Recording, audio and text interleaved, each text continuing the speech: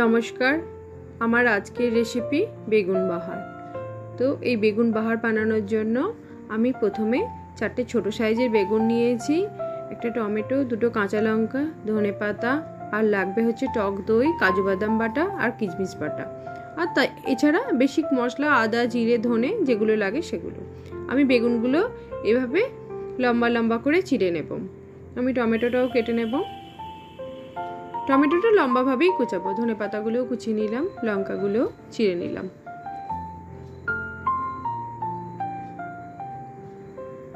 আমি প্রথমে কড়ার মধ্যে সর্ষের তেল দিয়ে বেগুনগুলো নুন হলুদ মাখিয়ে বেগুনগুলো ভালো করে আমি তেলে ভেজে নেব। একটু লাল লাল করে ভাজতে হবে। আমার বেগুনগুলো ভাজা হয়ে গেছে, আমি সব তুলে নেব। দিয়ে আমি ওই তেলের মধ্যে দারচিনি, শুকনো লঙ্কা আর তেজপাতা ফোড়ন দেব। ফোড়নটা আমি এখানে একটু ভেজে নিয়ে এর মধ্যে টমেটোটা দিয়ে দিলাম। টমেটোটা কিন্তু একদম গলিয়ে নেব না, টমেটোটা জাস্ট একটু হালকা করে নেড়ে এর মধ্যে আদা বাটা, জিরে গুঁড়ি, ধনে গুঁড়ি দিয়ে দিলাম।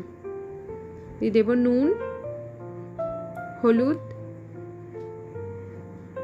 দিয়ে এটা একটু ভাজবো।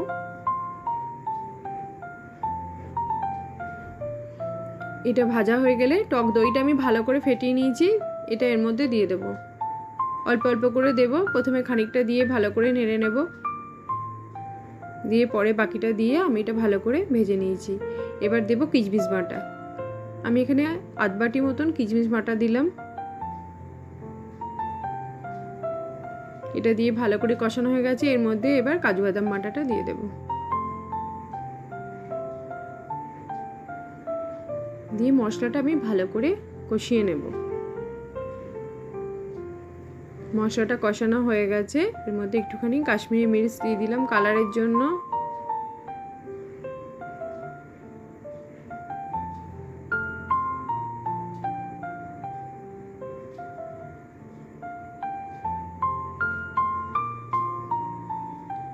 মশলাটা একদম শুকনো হয়ে গেছে।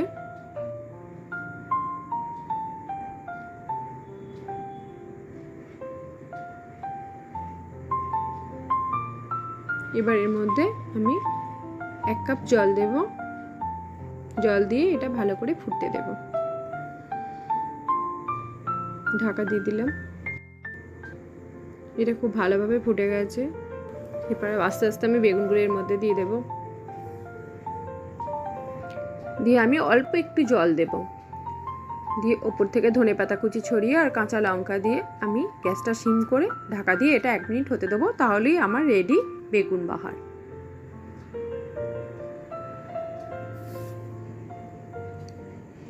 এটি খুবই সুন্দর ও টেস্টি হয় খেতে। এটা গরম গরম ভাত, রুটি, পরোটা সবার সাথেই ভালো লাগে খেতে। তো রেডি আমার বেগুন বাহার। এবার আমি এটাকে সুন্দরভাবে সাজিয়ে পরিবেশন করব।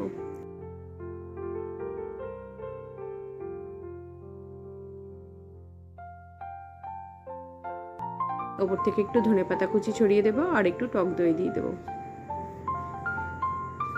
তো আজকে এই পর্যন্তই, দেখা হবে আবার নেক্সট ভিডিওটা ভালো লাগলে অবশ্যই চ্যানেলটা সাবস্ক্রাইব করবেন, লাইক করবেন, কমেন্ট করবেন।